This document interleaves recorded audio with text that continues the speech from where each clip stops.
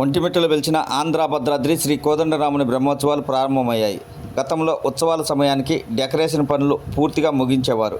కానీ ఈ ఏడాది మార్చి నెలలో పనులు మొదలుపెట్టినా విద్యుత్ దీపాలంకరణ పనులు పూర్తి కాకపోవడంతో ఆశించినంతగా వెలుగులు కనిపించలేదనే విమర్శలు భక్తుల నుంచి వినిపిస్తున్నాయి.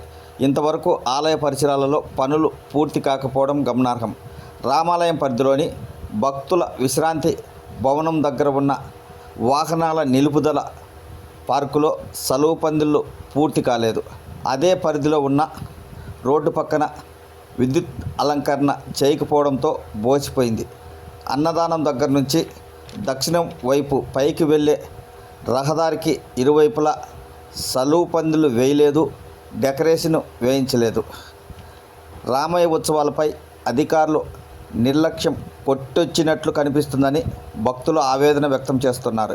ఏది ఏమైనా ఈసారి అధికారులు ఏర్పాట్లు సరిగా చేయలేదనే విమర్శలు భక్తుల నుంచి వినిపిస్తున్నాయి.